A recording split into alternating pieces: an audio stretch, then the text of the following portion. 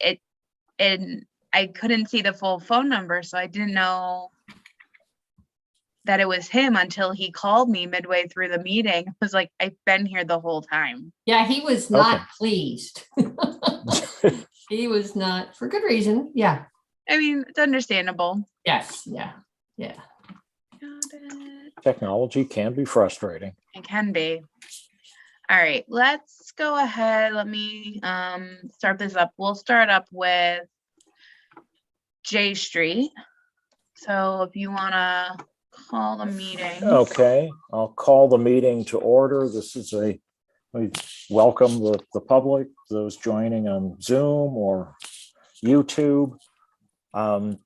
This is a regularly scheduled meeting of the Historic Resources Commission of the City of Albany.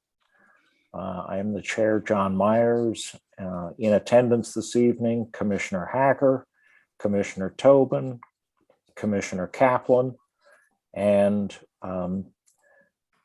Martha Mahoney from the law office, and Aaron Glennon from the planning office as staff to the HRC. We have 2 items on the agenda this evening. One is a public hearing item for designation of the Boardman and Gray Piano Company building, and a workshop agenda item for 175 J Street.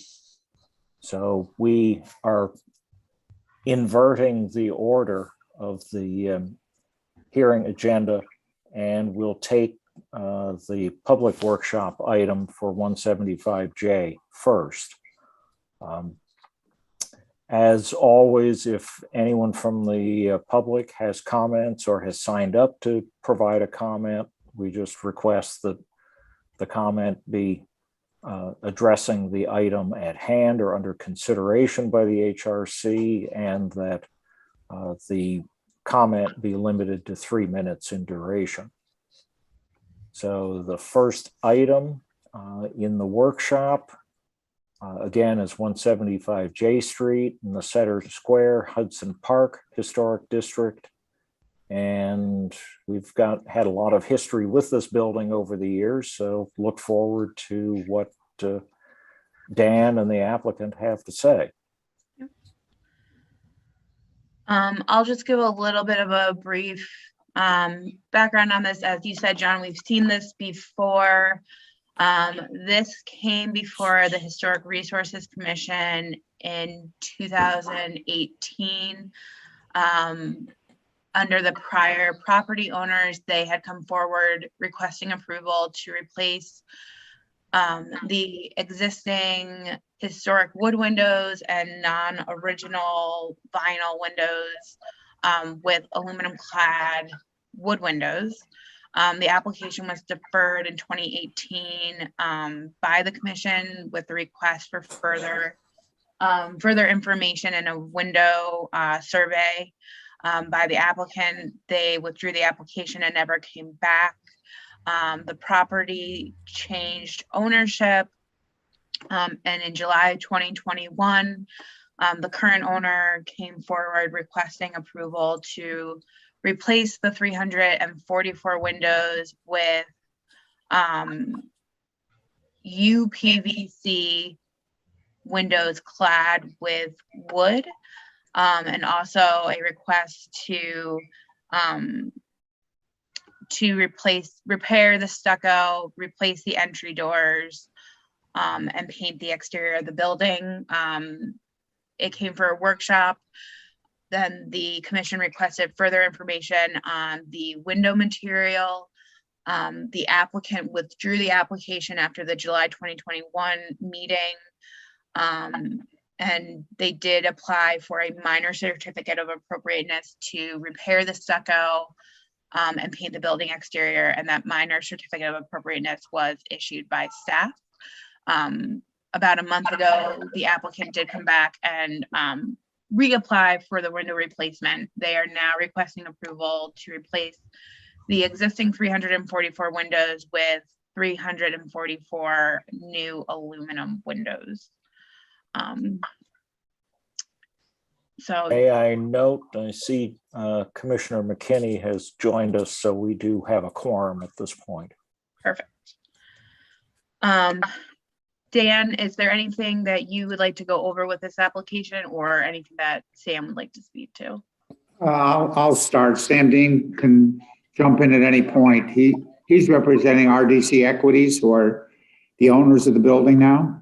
The replacement of the stucco is underway. A lot of work there to be done. They're also staging in work interior of the building to get a lot of the apartments rejuvenated, updated, and that's ongoing. Meanwhile, the windows are a mixture of wood, some historic wood, some replacement wood, and some replacement other material windows. These are not all historic windows from the original construction. The applicant proposes to use aluminum windows matching the existing layout very closely, and he provided a brochure. Sam had provided a brochure. I don't know whether or not you can bring that up. This is aluminum windows. Obviously, they can be painted any color we want them, or any color that we need them. They have a color palette we can use, but this is what they'd like to replace them with. They're, number one, they will close better. The existing windows, a number of panes are cracked. They're only single layer windows, and consequently, they're very inefficient during the winter. Wind blows in through them. Matter of fact, some of the windows, there's actually gaps between the window frame and the pane, and actually between the frame and the building siding. So again, the windows are in awful condition, and the applicant believes that in order to bring this building back to where they would like it to be and be good enough to have it function properly, they really have to replace the windows, and they don't see that wood windows would, number one, be affordable, and secondly, the time frame to get wood windows would be extremely long. Aluminum windows can be delivered on a much shorter time frame. I don't know if Sam Dean wants to add anything, but I think those were the major rationale for applying for aluminum windows. They did this comparison with wood windows individually, and then replacing with vinyl windows and replacing them with aluminum windows. The aluminum is more expensive than the vinyl windows, but it is less expensive than the wood windows, and also the time frame to get them is much shorter. So again, we think the intent of the code will be met by using aluminum windows. We're not proposing any vinyl windows. And right now, we're not including any replacement with the doors. We know the doors are, there's the mass of the door and the surround of the door were an issue previously. And we'd like to get to that at a later date. But right now, we critically want to get the windows approved, since it would be a shame to do all the siding and get the apartment fixed up and have to do it with the existing wood windows. Prepared to answer any questions. Sam, do you want to pipe in with anything I missed, or did I cover it pretty well? You covered pretty much everything. Again, we're really trying hard to get this building, nice for the neighborhood and get everyone, happy. And right now this building is really the armpit of the neighborhood. So, I really don't feel the wood windows are ever going to work. I've ever tried working on these, they just crumble, and these are really, really old windows. And I think aluminum's a good compromise. For the replacement window, what is the intent with the existing wood trim around them? There's some windows that have a fluted trim piece between pairs of windows, and there's some significance to that.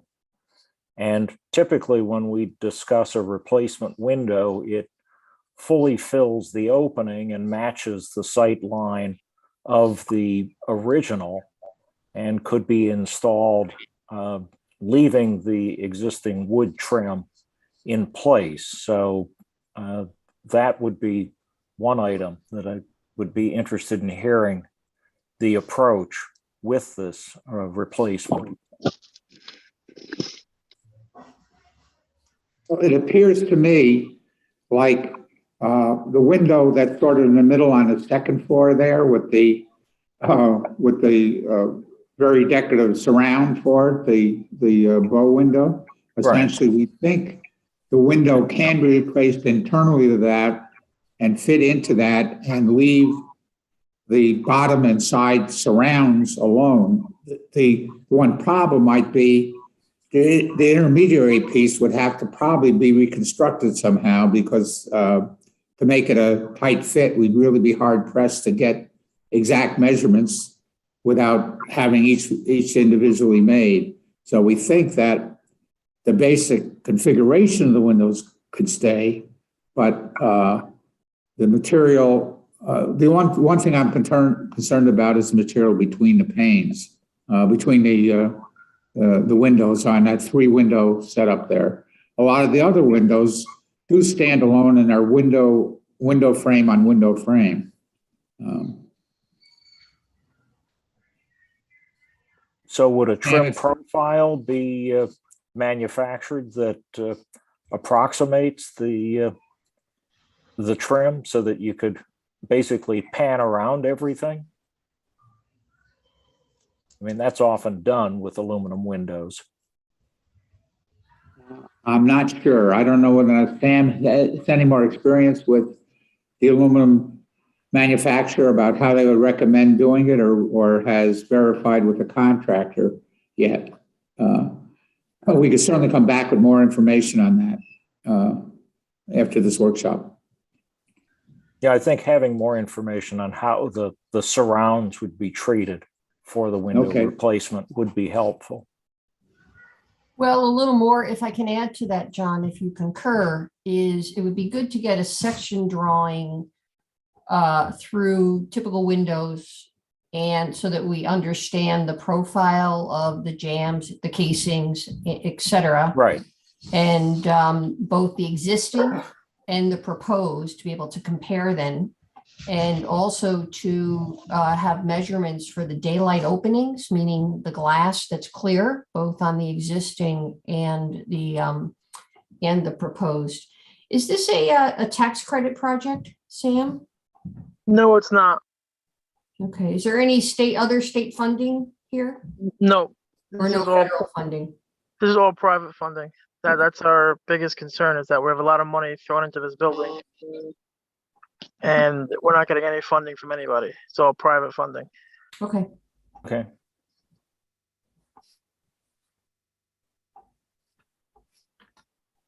I mean, as far as the aluminum window as a replacement on a large commercial structure like this, we have done this in the past with, a number of large apartment buildings where this seems to be the most expedient and efficient approach, as long as they are custom built to match the openings that currently exist. So again, I entertain comments from the other commissioners.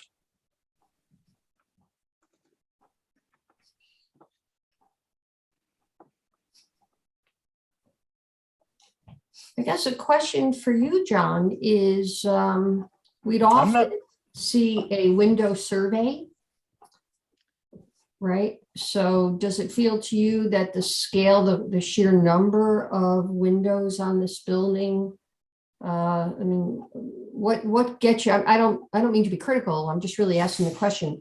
At what point are we past the question of deterioration beyond repair and or a storm window, and get to the replacement?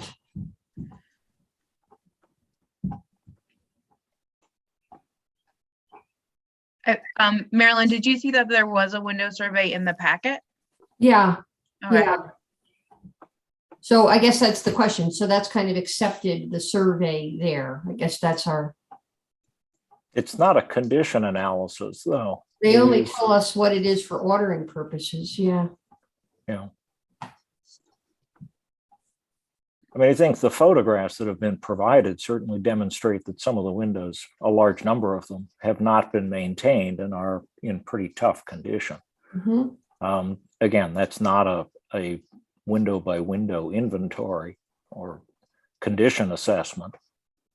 So that's really just a question of what do we do with that, which is a normal step of ours. And the statement you made, again, I don't agree or disagree. It was just, I think I heard the statement that at a building of this scale, a certain path may be appropriate. Well, again, I was just citing how we had judged buildings, large apartment buildings in the past, Mhm. where this has come up as a case, and we have discussed at length the virtues of repair, restoration, and then replacement.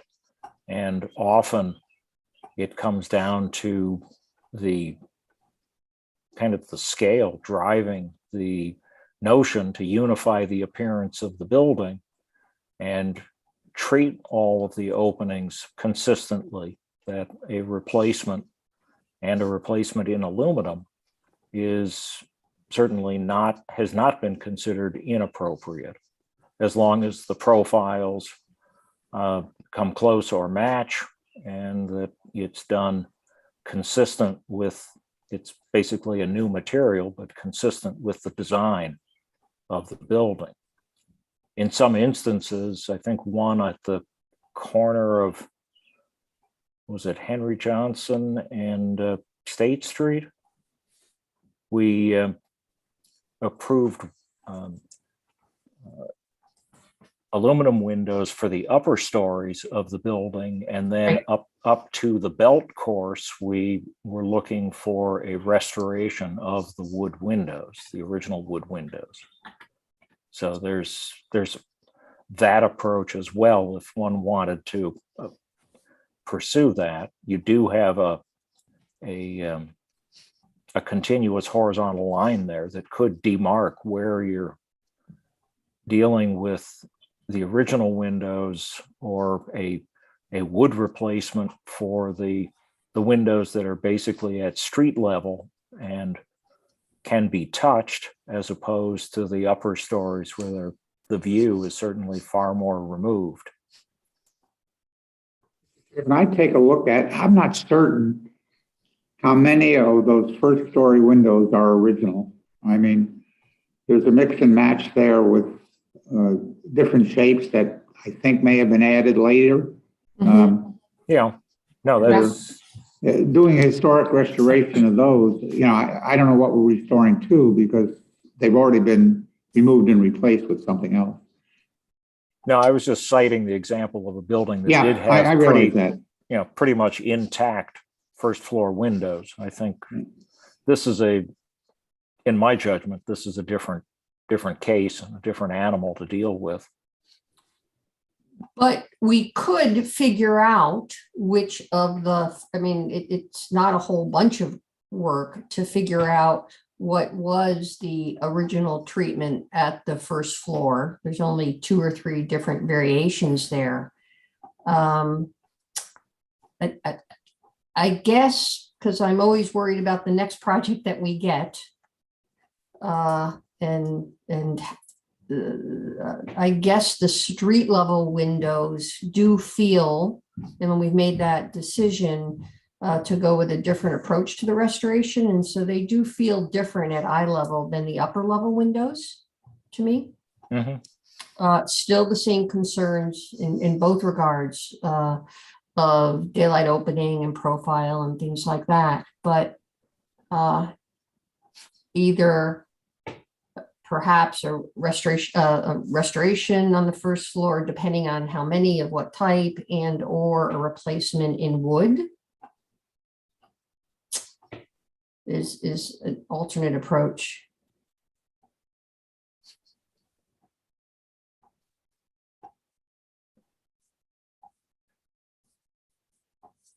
I think there are in the package some historic photos of the work that was ongoing when this was converted from the brewery to Yeah, residential. I'll look too again. Yeah.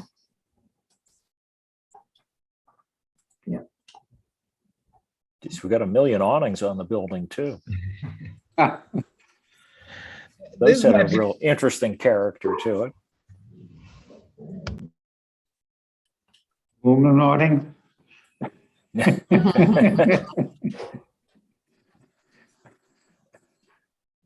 This might be a simple question, but were the windows measured to be replacements so the existing casings and trim could be kept, or is that a way I of? think it might be a mix and match. I'm not so sure one answer covers all, because we think some of the trim is not original. Some of the trim has been changed also, and whether or not what we're matching in there. I think what we have to indicate to you folks are how we intend to handle the window surrounds in each case, so that we can give you what the window profile would be and how we would treat those areas. And it could be a further annotation of the inventory that you already have Yeah. that would That's what I was- indicate, the approach that's going to be determined. Mhm. Yep.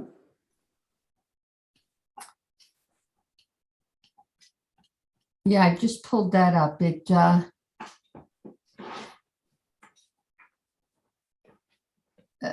Yeah, I think it's either a confirmation that all openings were measured, and these are accurate measurements, Chris, to your question, but most important is that we'd expect that whatever treatment is approved, that there are not cases where the daylight opening is diminished. So that's about your measuring the windows accurately, which you would want to do for other reasons as well. Yeah. Yeah, I don't know, as I look at it, I don't see like 80.5 and 80.3. If I see 80.5, it's a consistent 80.5, but well, I'm not sure, Sam, you'll have to tell us on that.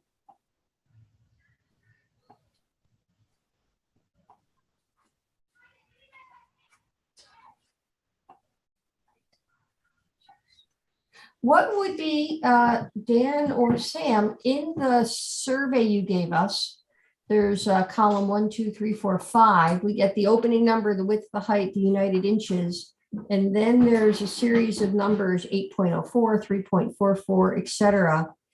That doesn't have a heading. Do you know what that fifth column is telling us?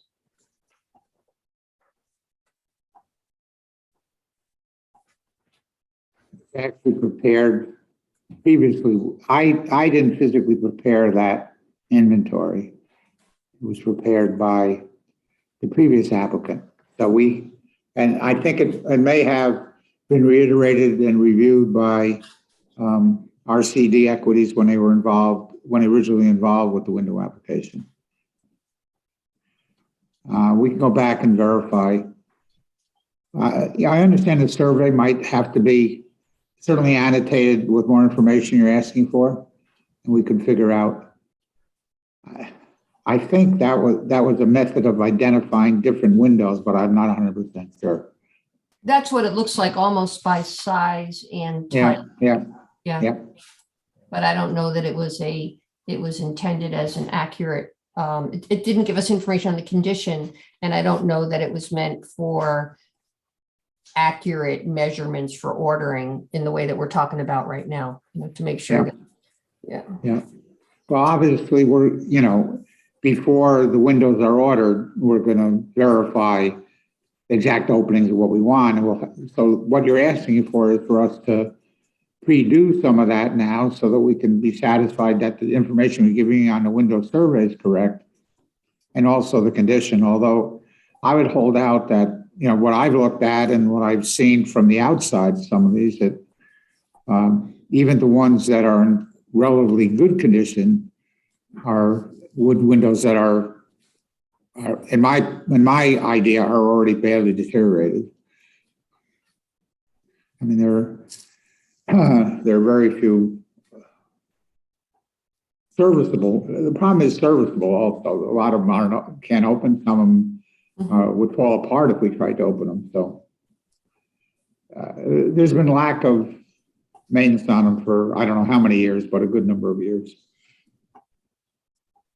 Well, I think another thing that could be identified here is the paint that's on the windows. And if you've got I would imagine there's a lead paint issue here. And that, is a fairly, given the age of the building. So that's a significant factor as well. Mm-hmm. That will be both on the sash and the frames. Right. So there may be abatement for the frames and the casings and or other wooden elements to remain separate from a discussion of the sash.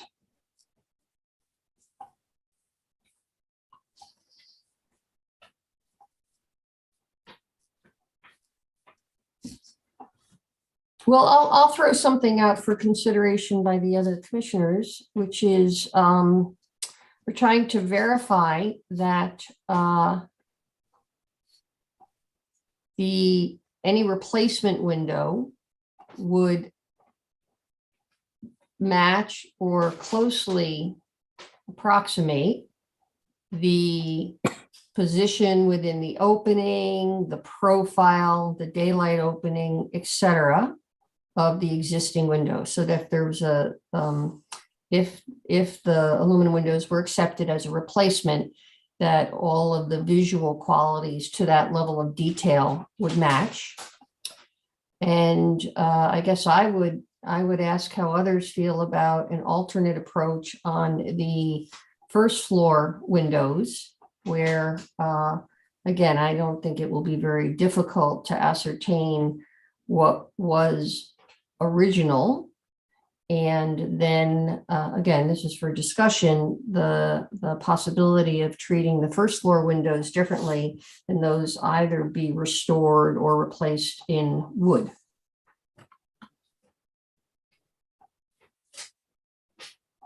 Jack here. There is a division between the first floor and the upper floors.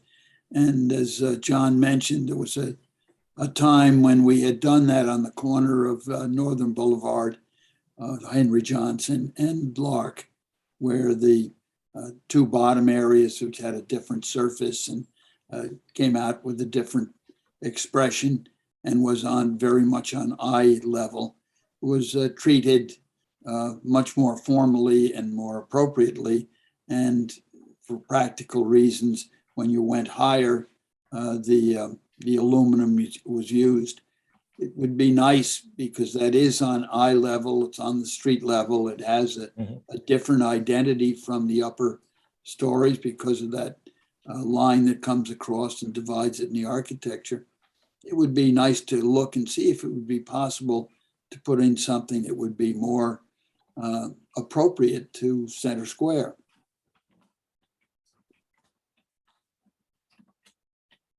I support that idea. And as other commissioners have raised, I just want to reinforce that the trim goes,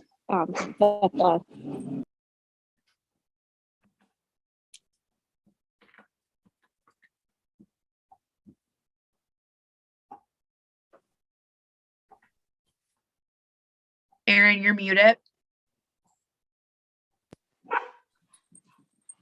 sorry, that the trim and the bays and the wooden, that's not covered in aluminum, that we're just talking about the windows. Yes. Right. Yes. Okay. I just want to reinforce that so that Now, that was definitely a it's point clear. we were But making. yeah, I would agree. Yes, yes. Okay. And I think, a few section drawings, as Commissioner Kaplan had identified, just showing how the wood window is installed in the opening so that it's very clear. Both the existing, if I may, John, both the existing wood windows sit within the opening as well as the proposed, right? Right. Okay. Yes.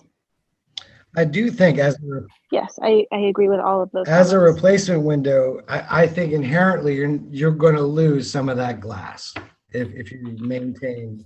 And I think we should maintain all the exterior casings and trims and the weight pockets and all that kind of thing in the architecture. But inherently, a replacement window is going to shrink the amount of glass. And is it acceptable over 344 windows? I think it is. I do. But you may feel differently if it was 3 inches that you lost rather than a half an inch, right? Or 6 inches, right? Whatever the numbers are. So we do need, I think we want to see that. Yeah, I mean, I think Understand what it is. You're going to lose the actual size of that glass somewhat. Right. I think typically it's because of the strength of the profiles. It's smaller. If you do lose something, it's much smaller with a good aluminum window than obviously you would lose with a replacement wood window that has to carry another whole frame with it, or a vinyl window, where the sections are much beefier. So I think the aluminum, can be manufactured as closely as possible to match the glass openings.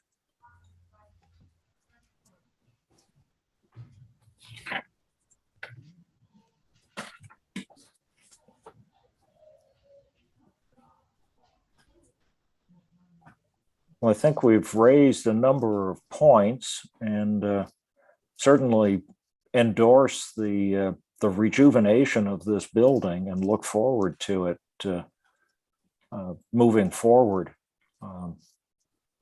to a very satisfactory renewal. So is there any other information that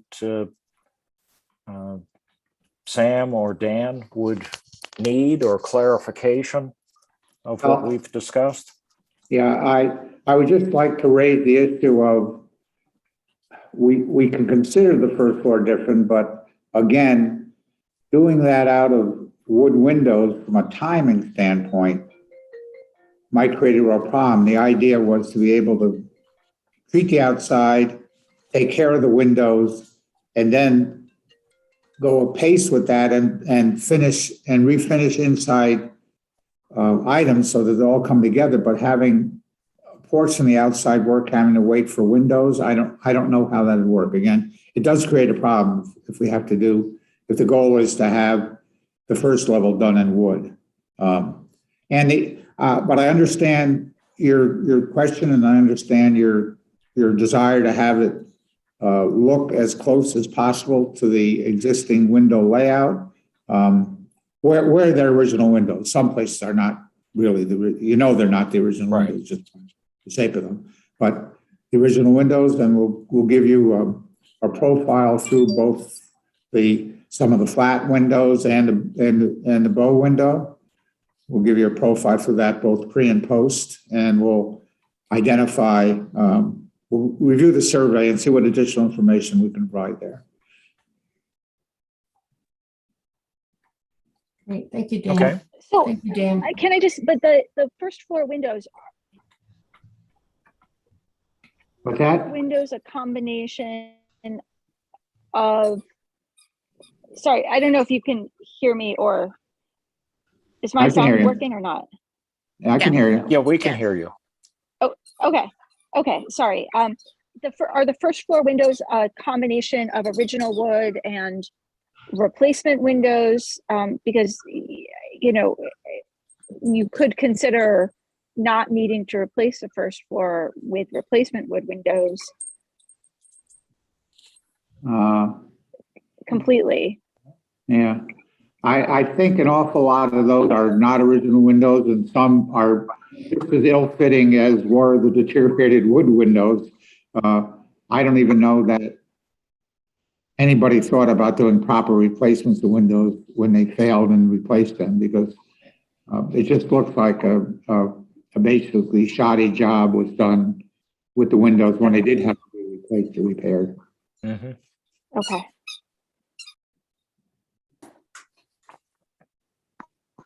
And I would say most of them are destroyed, being that, the past year or so, no one, it's been neglected, and you've had a lot of homeless people going in there and stuff. So, a lot of them are, even before we bought the building, has been destroyed, and just boarded up.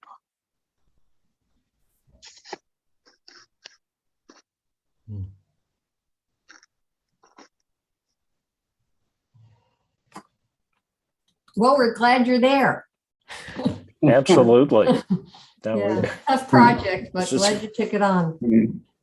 And Sam's group is, RCD Equity is invested in other properties in the city, and they're anxious to do well in the city of Albany. They like the city.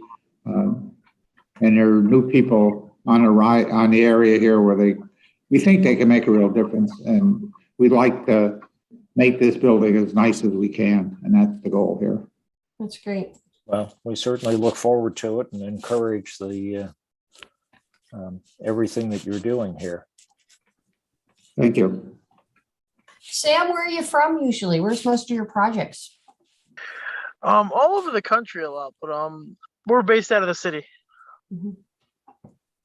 When he says city, it's New York, not the city of Albany. Yeah, Just we wanna be like to clear think on that's No, we the city know of that. Albany.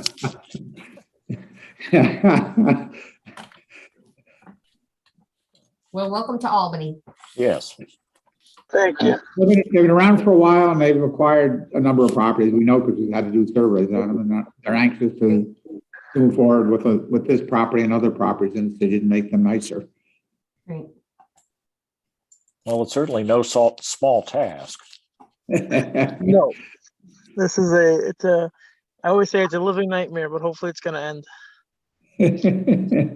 Yeah, I think they found when they started taking apart what they had to do, even internally to the building, they found obviously issues with rehabilitation were difficult to new construction, but I think these have sort of have been higher. The deterioration of stucco was worse than they thought. They have to do greater replacement than repair stucco surfaces. So it is what it is, but we're trying to work through it with them. Yeah.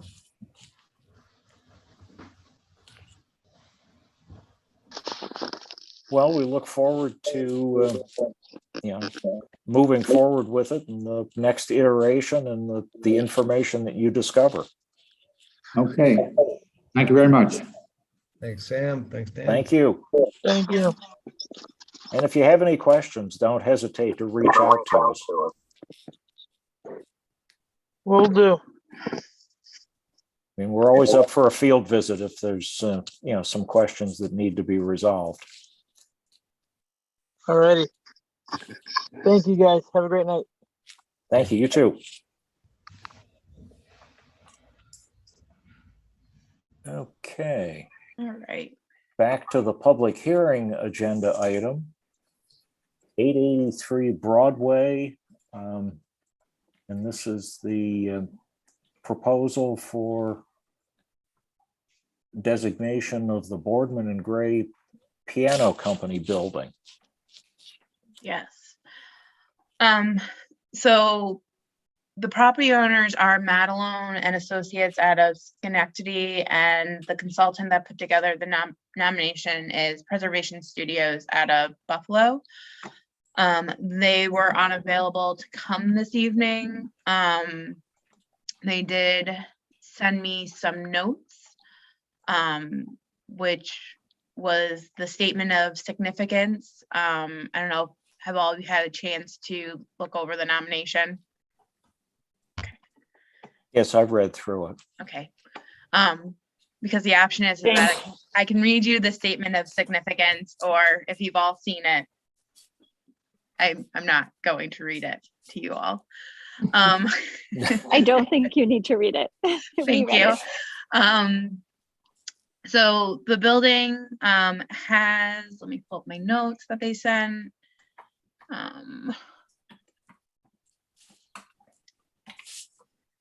Is being considered under criterion A for its industrial contributions to the city of Albany. And it is currently undergoing or has undergone a $2.8 million rehabilitation using historic tax credits, which has converted the unused portion of the second through fourth floors into 25 apartments. And the first floor is has been rehabbed and is being used for office and commercial space. The building has received its HPCA, which is the Historic Preservation Certification, Part 1 and 2 approvals in 2021, and is anticipating the Part 3 approval in the coming months. So being that the city of Albany is a certified local government, we're required to hold the public hearing in order to take any type of public comment. So the neighboring properties were notified that the hearing was this evening. And the commission can take action to either vote in support of the nomination, or if they find that you feel that it doesn't meet criterion for listing on the National Register, those comments will be forwarded to the State Historic Preservation Office. And this will be going before the State Review Board at their next meeting on June 9th.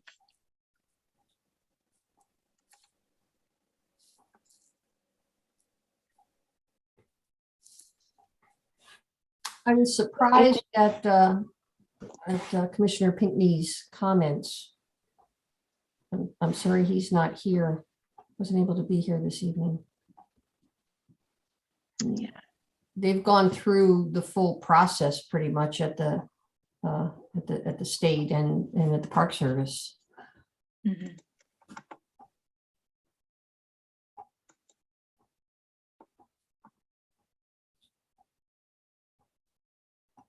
In which case I would just move that we also approve the, I don't know what we're approving. What are we approving? We're not You're support. Voicing non-approval. support for the Supporting? nomination. Yeah. Yes.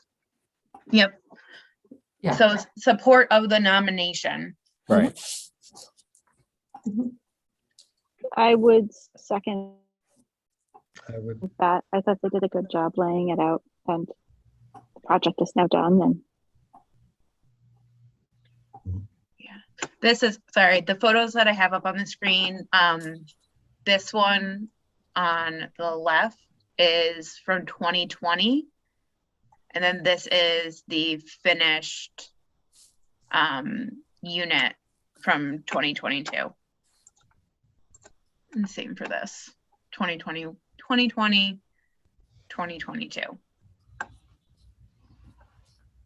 And you say that they used the tax credits when they were doing this renovation work, and it has been received successfully in that process.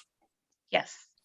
Yes, they've received approval for both their Part 1 and Part 2 so far. So, Okay. yes. Well, it certainly has the presence of the building in the neighborhood and the significance of its industrial history in that industrial district. Although we sometimes it's a misnomer that it's a warehouse district. There's a lot of active industry here, as Jack pointed out a few weeks ago. And, they've retained elements of the building, even in the conversion to residential occupancy.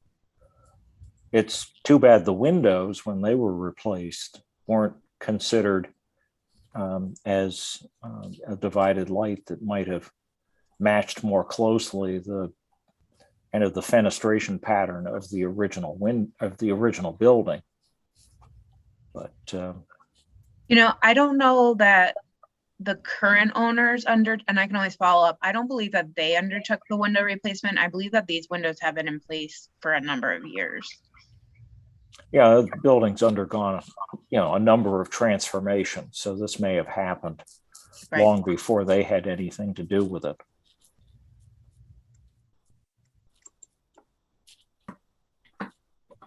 But I would concur with the other, the commissioners who have spoken that this would be certainly we would support, or I would support the recommendation for the nomination. Likewise. As well, support the nomination. Well, since we had a motion and I believe a second to the motion, we'll take a formal vote. All those in favor signify by saying aye or raising your hand. Aye. Aye. Okay. All right. We have successfully discharged our duties and passed this as a recommendation. Perfect. I'll put it together and I'll send it to Shippo. Okay. Perfect.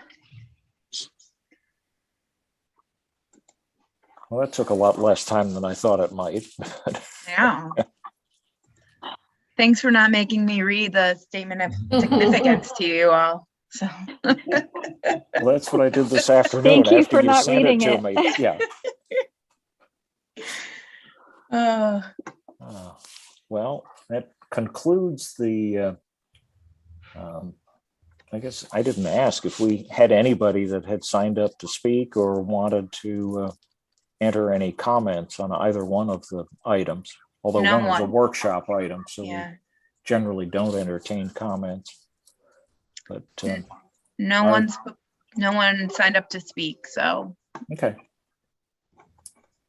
Then are there any other items that any commissioners or Aaron would like to bring up? the one thing I want to bring up this evening, John, I had sent you the legislation for this. The continuation of remote meetings. Yes. Well, so there is a little bit of a difference. This will probably be our last fully virtual meeting. As of June 8th, the current emergency legislation runs out. And I don't know if anyone saw, but the governor had passed new legislation where we're allowed to continue video and teleconferencing for public boards and public meetings. But we have to have a quorum of members in person going forward. So we would need to have 5 members present at a location where the public can also attend the meeting, which would mean for the current number of members that we have, we're supposed to have 9 members. We currently only have 7. We would be able to have 2 members attend virtually if they would like, and those addresses would no longer, that the emergency legislation that doesn't require addresses to be posted would still move forward. So like you could attend virtually, we just wouldn't have to publish like where you were attending from or whatnot. We would just have you attend via Zoom. But we would need 5 members in person together in one location. So Erin, what's the date of that? Isn't it, when do you think it might be likely to change again with the surge? It starts up, I believe, Martha, correct me if I'm wrong, the current emergency legislation runs out June 8th. So our meeting on June 9th would be under the new legislation, which would require this hybrid setup. So the next meeting for the HRC on June 9th would be, we would need 5 people in person in a public location. And then 2 members, if they wanted, could attend virtually. Well, the $24,000 question, do we have a public location? So fingers crossed that the community room in our building will be available. If not, we will definitely be finding an alternate location. So let me try my question a little different, which is when, I guess you're saying that the emergency is over, not that anything has been redeclared, because I haven't been going into many public spaces. I So, mean, certainly not casually. So isn't it all likely to change again? That would, I mean, unless I'm pretty much what's been happening is like Yeah. they've been extending it almost like a month, and they like, it's almost like they daylighted. So it's like the night before it's due to expire, they will re-extend it. Mhm. So if the governor does decide to re-extend the emergency meeting, yeah, okay. then we probably wouldn't know about it until like June 8th. Mhm. Yeah. June 7th, June 8th. Otherwise, the new like meeting requirements would begin June Yeah. 9th. Okay. I have to comment that I tried to get on this thing the last meeting and wound up using a telephone. And if I had not done that, then you would not have been able to vote on anything because there wouldn't have been a quorum. It took me, and I had someone else do it, my wife, who does this all the time, goes on Zoom. She could not get on. I finally got on at, I think it was 7 minutes after the hour. Mhm. And if I didn't get on, you wouldn't have had a quorum today. Great. And we couldn't have done business where we needed to in a timely fashion. So for whatever reason, it hasn't been that smooth. I don't know why they would have a law that they're, or a ruling that they're making, a regulation that you'd have to have a present quorum and then allow other people to go as they need to go on Zoom. It should be the reverse. Make it public. And if you have to do it on Zoom, do it on Zoom. If you don't, show up in person. I don't know why they would get into requiring a quorum had to show up in person, and then we'll allow somebody after that go on Zoom. There's no logic to it. Why don't they just say, do it either way, make sure it's available if somebody has the same problem that I've had on my technology by showing up.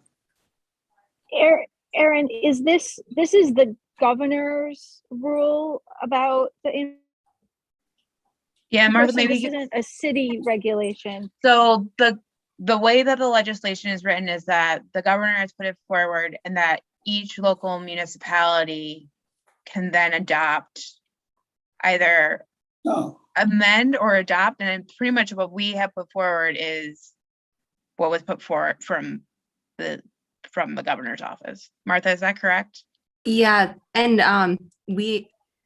I don't know if, so the local law that's been introduced and it's slated to pass in the city of Albany on June 6th, so that way it's in effect by June 8th. But it says so that for those members who are participating virtually, I think it might be only limited to when there's a case of a disability, illness, quarantine order, the death of an immediate family member, which is just spouse, parent, sibling, child, domestic partner, or an individual who's in which the board member is a designated guardian. And so that seems to be those strict parameters that would preclude physical attendance. But who is requiring the physical attendance? Is it the state of New York to get a quorum, or is it the city of Albany's Common Council? It's the state of New York, but then the city, I'm actually, these strict parameters for the physical attendance, I actually don't know if that's a state or this was the city council members, if that was their decision to make these parameters, because it seems like that seems pretty limiting of when members can attend virtually. But it's Especially local. in a COVID, I mean, I just got over it. If half the HRC gets COVID, and we could very easily hold a public meeting remotely, but we can't because we don't have a quorum, then that's going to really hold up a lot of projects. Yep.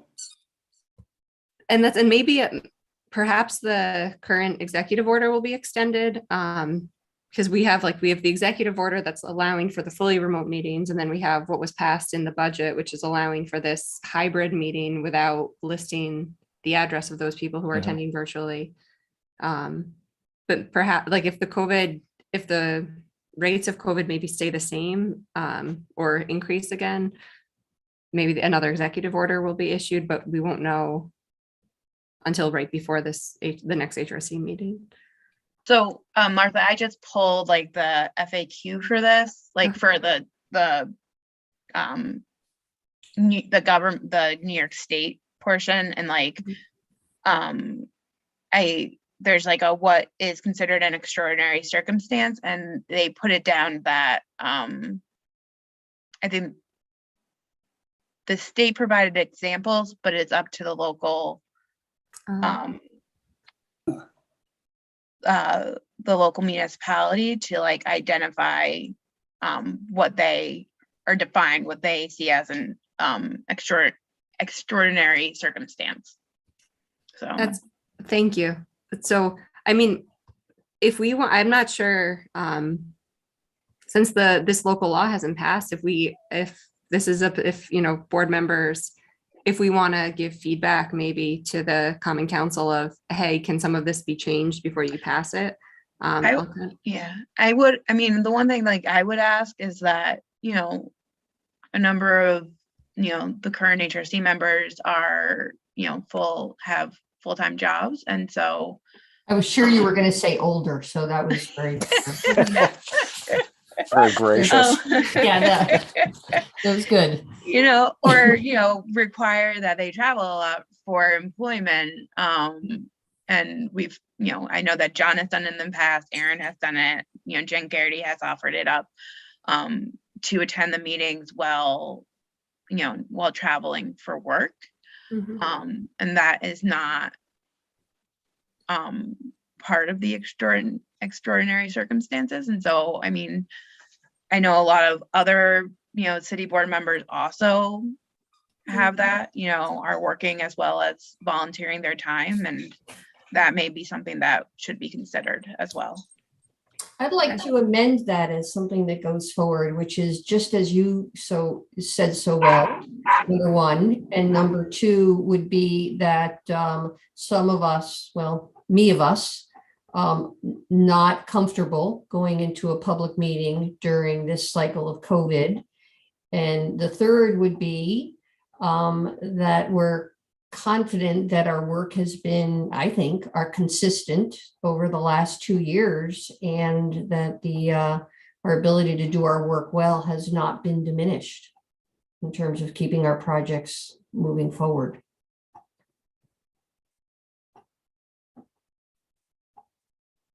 I agree with I that, think, except I have a hard time finding the unmute on my phone. So maybe that's and some can't find the unmute on their phone. But I would agree with that. I think that having it virtual is safer and just as effective, and actually provides better. It's also, we said this when we had that brief hybrid period, it's very hard to have a hybrid meeting. So I would just offer, as much as we could be virtual. I know that's up to the governor. That would be good. I'll put forward for myself that I think I'll be able to. The fact that the meetings, I'm sorry. the fact that the meetings are on Thursdays, I will be able to attend in person, or otherwise, if they were still Wednesdays, that would end up being a problem for me. But speaking for myself, if that's a concern, I will be able to attend in person on Thursdays. I'll just ask one more question though. We're still down 2 HRC members, and is there a plan to fill those 2 commissioner seats? Because as Jack said, we're really short right now, Yeah, and we're it just thin. takes, 1 or 2 absences. We Yeah. may be amending the number of members. So, and if not, then we will be looking out for additional members. Yeah. I would think, as long as we have COVID, if we called public meetings, traditional public meetings where people show up, and anybody for any reason felt they weren't comfortable and would do it virtual, they should do it virtual. And neither the people who don't want to do it that way or won't do it that way in either direction should not be opposed one way or the other, as long as there's a quorum. And I don't know why you have all these elaborate rules in there, but your who you're living with, and was there a death in the family? That's outrageous. We're in the middle of a health crisis, and it would just be simple to say all of these should be done in person, unless a person opts for whatever reason to do it virtually, period. Instead of asking what their personal they might be as healthy as can be, but they don't want to bring something to somebody at risk who lives in their household, relative or not. I don't want to make that judgment for them or the people around them that they could inadvertently infect, who is at risk.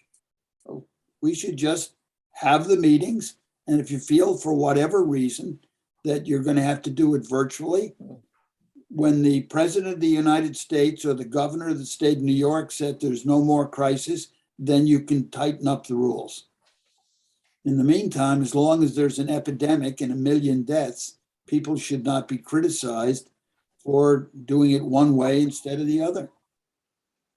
Or compelled to attend a meeting because you need a quorum. I think if it's a hybrid meeting, it should be hybrid. And that you attain having a quorum in a in-person and or remote condition, and not place the condition that 5 members have to be present in person. 5 members have to be present, period. Yep. Okay, Martha, did you get all that? I did, yeah. If we wanted to write like a letter to state representatives, the 5 in-person part that's what the state's requiring. But just then it sounds like, thank you, Erin, for supplementing with the parameters of those extraordinary circumstances is within the city's scope. And the city law is including but not limited to. So it could be expanded. Yeah, other significant or unexpected factors that may preclude physical attendance. So we could define that as travel or whatever else.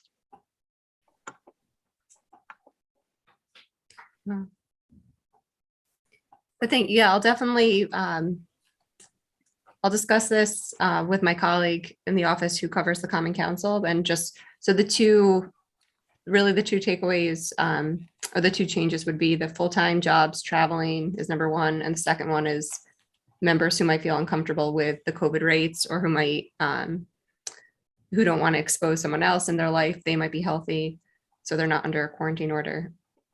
Mm-hmm. Thank you. That's okay. Yeah, of course. Yep, that works. Yeah. Okay, anything else? Looks like the sky is blue. It is. The sun's out. Oh, Okay, There's shadows out there again. Good. gray day. Yeah. Yes. All right. Well, I'll entertain a motion to adjourn. So move. I'll move. Second. Well, Okay, second, I think third. we're in unanimous consent here. Thank So, you. Thank you, thank John. you all. Perfect. Thank you all. See you on the 9th. See you next time on the 9th, in Yeah. person or In person. virtual or whatever. Both. I Yep. know. Thank you all. Yes, hybrid, Hybrid. fully hybrid. Yeah. Okay, thank you. Thank you. Good night. Good night. Good night.